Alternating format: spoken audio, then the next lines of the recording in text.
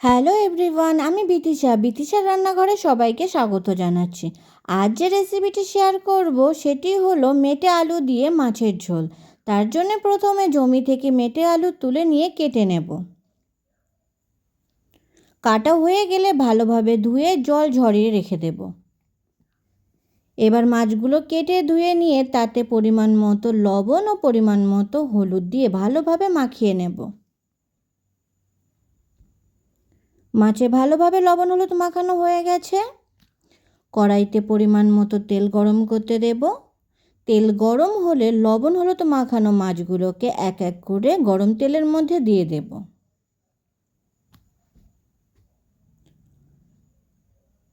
দুই পিঠ ভালোভাবে ভেজে নিতে হবে। এক পিঠ ভাজা হলে অপর পিঠ ভেজে নেব।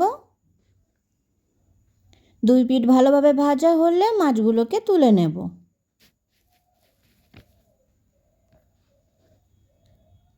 এবার গরম তেলে বাকি মাছগুলোকেও এক এক করে দিয়ে দেব। দুই পিঠ ভালোভাবে ভেজে নেব। দুই পিঠ ভালোভাবে ভাজা হলে মাছগুলোকে তুলে নেব।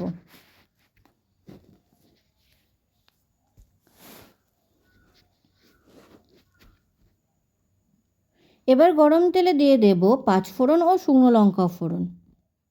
ফোড়ন ভাজা হলে দেব কেটে রাখা মেটে আলু। কিছু সময় আলুগুলো ভেজে নেব। আলু একটু ভাজা হলে দেব পরিমাণ মতো লবণ ও পরিমাণ মতো হলুদ গুঁড়ো।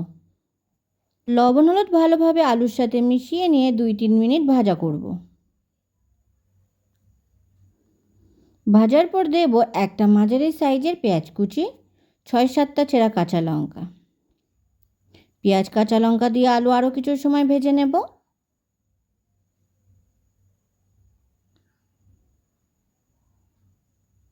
পেঁয়াজ কাঁচা লঙ্কা ভাজা হয়ে গেছে। এবার দিয়ে দেব 1 চামচ আদা বাটা। আদা দিয়ে আরও কিছু সময় ভেজে নেব।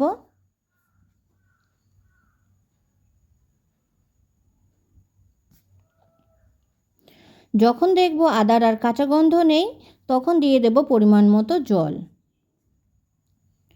ঝোল একটু নাড়াচাড়া করে সেদ্ধ হওয়ার জন্য ঢাকা দিয়ে দেব।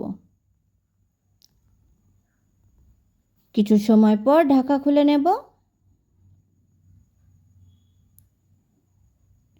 এবার দেব 1.5 চামচ জিরে গুঁড়ো,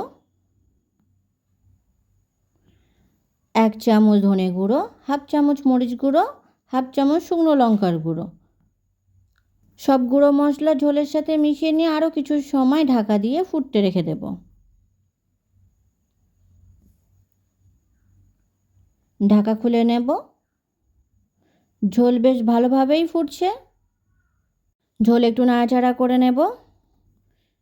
দিয়ে দেব ভেজে রাখা মাছ।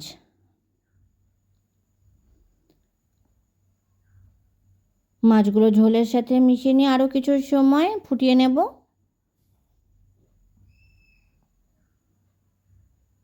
দেখে নেব আলু সিদ্ধ হয়ে গেছে কি না। আলু সিদ্ধ হয়ে গেছে। দিয়ে দেব গরম মশলার গুঁড়ো। ঝোলের সাথে মিশিয়ে নেব। তৈরি হয়ে গেছে আমাদের মেটে আলু দিয়ে মাছের ঝোল। ভিডিওটি কেমন হয়েছে অবশ্যই কমেন্ট করে জানাবেন। আর ভিডিওটি যদি আপনাদের ভালো লেগে থাকে তাহলে চ্যানেলটিকে সাবস্ক্রাইব করতে একদম ভুলবেন না। ধন্যবাদ।